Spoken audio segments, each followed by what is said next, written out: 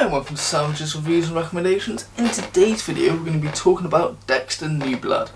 Now before I get into the main review, I'm just going to say I have issues with the fact this season was made in the first place, as it was more made for fan service than anything else, which actually bothers me, as they made the original ending, which I'm going to be honest, I was a fan of. I enjoyed it. I had no issues with it. I know I'm in a minority.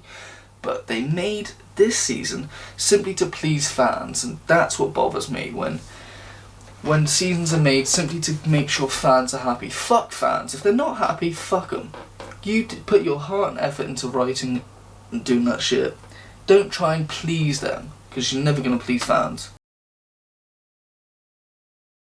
I did enjoy this show, but I do have a somewhat love-hate relationship with it, and I'll explain why. Now, I did love that we got to see Dexter 10 years later, and we see that he can live a non-murdering lifestyle, and that a life without murdering for Dexter is possible. It's only when his past somewhat comes back to him, i.e. his son, that these murdering tendencies start to build up, and that was somewhat enjoyable. What I didn't like is, even though it's been 10 years since he's committed a murder, it took him so long for him to dispose of this body. He's lived in this town for 10 years, yet couldn't dispose of this particular body, which I found somewhat baffling. 3 or 4 episodes we had to wait.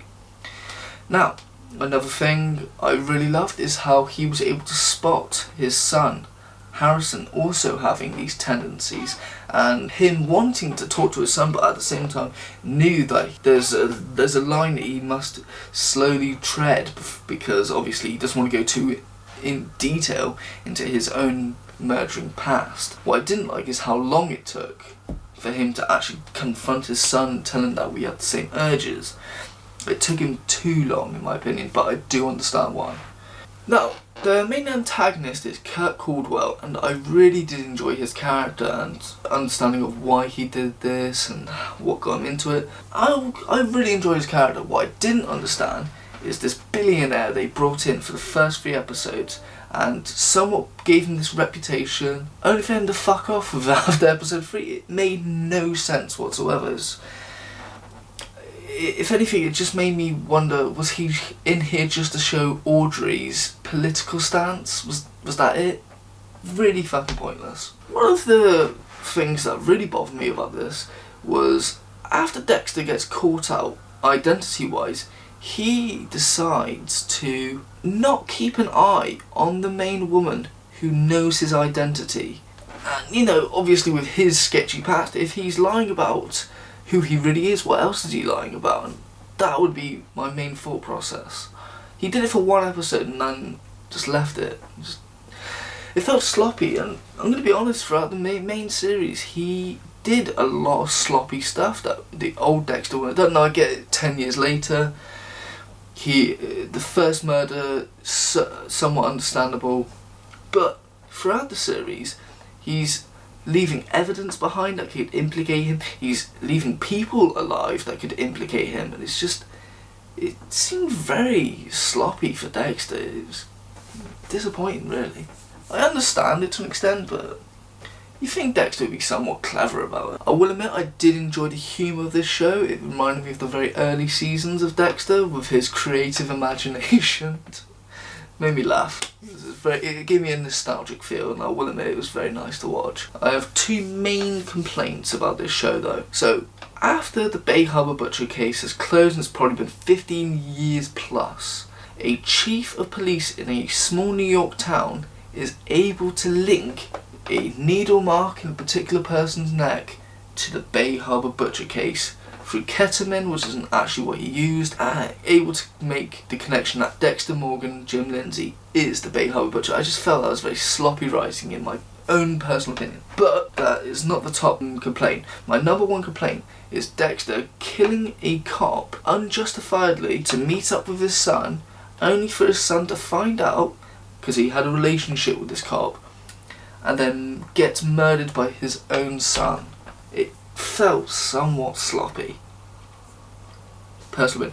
Now, many people complain on the internet about Dexter escaping the police station and why he would do this. There was very little circumstantial evidence linking him to both the Bay Harbour Butcher cases and the death of Matt Caldwell. And I was one of those people at the beginning, but I now realise that the reason he did it is because Batista, which Angela told him, is going to visit him. Obviously they have had a long history, and Batista's going to ask so many questions that I don't think Dexter will be able to handle. Mainly, I think he'll be having to give away evidence such as the fact that he gave off his child to a criminal and was in a relationship with a criminal, that being Hannah McKay, and also changing your name, and going under a false alias and faking your death, which is also a crime. But those would be the small fry compared to the Bay Harbour Butcher Matt Caldwell cases, and it's somewhat disappointing we don't get to see those two come together and have that confrontation, because I think it would have been very interesting to see if Dexter would have the ability still to con Batista one more time, or if Batista's wise to his old tricks. It is somewhat disappointing we didn't get to see that scene. The main thing I will say somewhat bothered me is Dexter never actually needed to kill that cop. Yes, he did go for his gun when he was at the scene, but after the first shot he could have broken his arm and then subdued him. We've seen Dexter be in worse situations and not having to murder. But yeah, it's somewhat sad we see this, and it felt somewhat unjustified and very out of character for Dexter. Now, if he was going to break his code, I wish he did it in front of his son, somewhat showing that Dexter, the only way to properly be with his son, in his eyes, would be breaking his code occasionally to get away with stuff. But if he wants to be seen as a good person, or not have the, he can't be with his son, otherwise he himself would change, and that he would allow his son to kill him so that he doesn't become a future monster, that would have been great. That way he breaks his code, but it's somewhat he justifies his own death through that way. I would have enjoyed that. Or I would love to have seen Dexter die protecting his son. Those two endings to me would have been amazing. I would have loved to see those, but we got this, and anyway, it's somewhat disappointing this last episode, as I thoroughly enjoyed this new season. And without this last episode, I definitely would have given it a 9 out of 10. Easy. But overall, I'm going to be honest, it's a 7.5 out of 10 for me. Yeah.